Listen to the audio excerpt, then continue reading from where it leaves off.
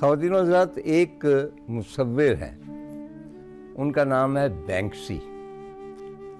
شاید آپ نے نام سنا ہوگا. یہ بینکسی کیا ہے؟ نو بڈی نوز.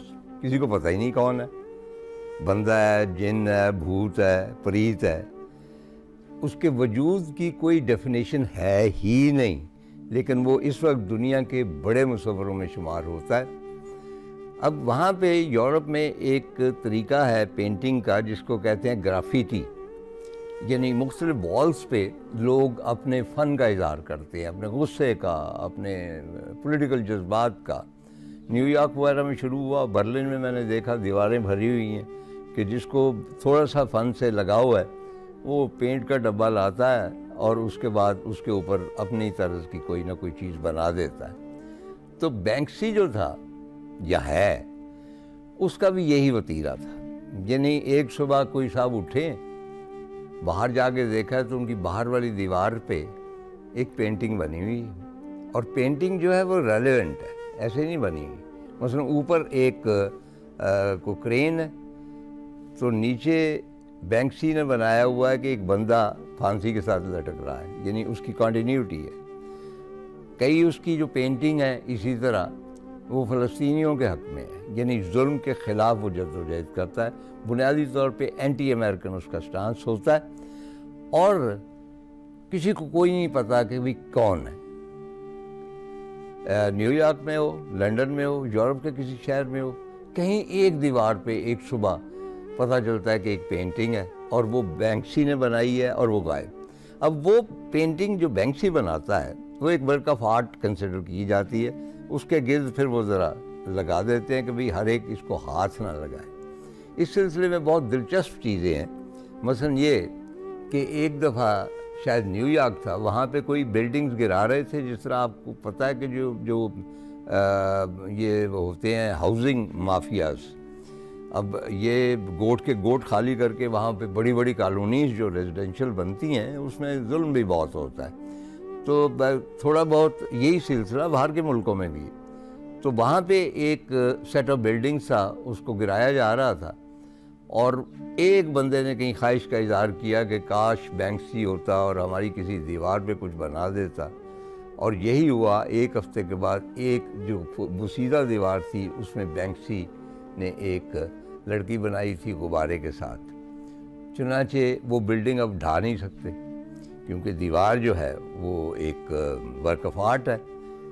بینکسی کا سب سے بڑا جو اس نے سکینڈل کیا وہ یہ تھا کہ اس کی وہی تصویر جو میں نے بتایا ہے کہ ایک لڑکی ہے، اس نے غبارہ پکڑا ہوا ہے، وہ لندن کے بہت بڑے نیلام گھر میں فروخت کے لیے پیش کی گئی، اور $1 ملین اس کی آخری قیمت ہوئی. اور جس وقت وہ ہتھوڑا جو تھا کہ ڈن وہ بجا ہے، تو اس کے پیچھے بینکسی نے کوئی خاص میکنزم لگایا ہوا تھا. اس کے ساتھ ہی وہ جو ہے تصویر، اس کے کاغذ کے پرخچے اڑنے شروع ہو گئے. یعنی اس کو مختلف یعنی وہ ڈسٹروائے ہو گئی اور اس کا ایک حصہ صرف باقی بچا. اب شور مچ گیا کہ یہ کیا ہوا. 600,000, last chance, and selling for 860,000. Witnesses couldn't believe what they were seeing. We can only imagine what the buyer was thinking.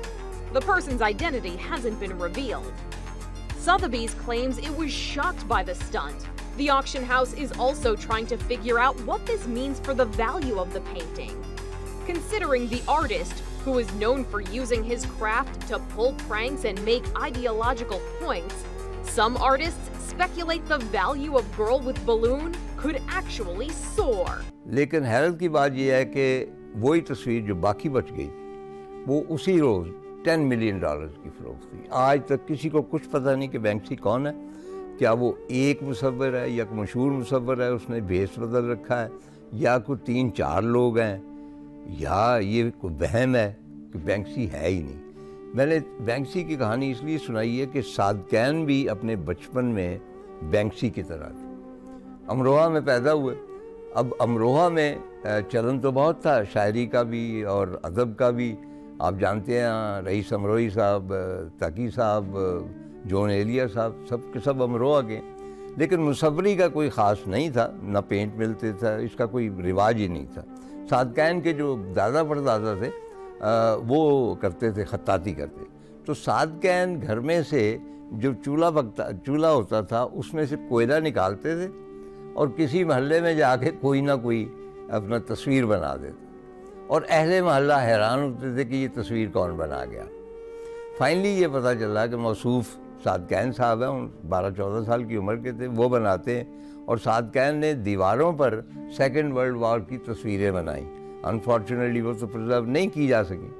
اچھا، ایک دلچسپ حقیقت جو ہے وہ یہ ہے کہ سعد کا جو شجرہ نسب ہے تقریباً 50 نسلوں تک وہ محفوظ، اور ان 50 نسلوں میں کوئی بھی شخص سعد نام کا نہیں ہوا۔ میں نے بھی پہلے سعد نام کا کوئی شخص نہیں سنا، اگر آپ نے سنا ہے تو آپ بتا دیجیے گا۔ اور اس پر سعد نے ایک ربائی لکھی تھی، بہت انٹرسٹنگ۔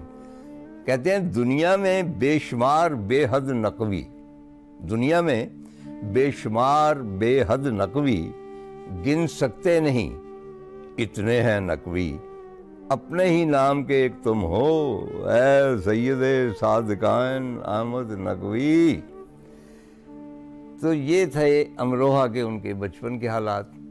ایک اور جو مجھے دکھ ہوتا ہے وہ اس حقیقت سے ہوتا ہے، یہ ایسا ہو رہا ہے کہ سعد جیسا کہ میں عرض کر چکا ہوں کہ تصویر فروخت نہیں کرتے تھے، وہ کہتے تھے یہ عوام کے لیے، کبھی انہوں نے تصویر کی قیمت نہیں لی۔ چنانچہ ایسا ہوا کہ کچھ لوگ ایسے ہیں کہ جنہوں نے ان کے فن کی قدر نہیں کی کیونکہ مفت میں لی، چنانچہ تصویریں خراب ہو رہی ہیں اور ان کا بڑا برا حال ہے۔ سعد چونکہ زیادہ تر بناتے تھے اس سے مارکر سے، اور مارکر میں تیزاب ہوتا ہے اور وہ مدھم ہو جاتا ہے with the passage of time.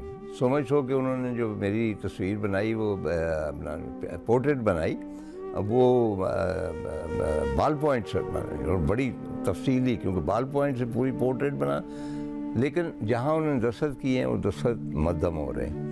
اسی طرح سرفراز اقبال تھیں اسلام آباد کی، بہت اچھی خاتون، غالب اقبال ان کے بیٹے فرانس میں سفیر بھی رہے ہیں، ان کے لیے انہوں نے بہت سارا کام کیا، دل نواز دل تھے ہمارے دوست، ان کے لیے بہت کام کیا، اور بہت لوگ ہیں جن کے لیے انہوں نے کام کیا۔ تو میری خواہش ہے کہ کوئی ایسی آرگنائزیشن ہو کہ وہ کھوج لگائے کہ کن کن لوگوں کے پاس سعد کا کام ہے، اسے محفوظ کیا جائے۔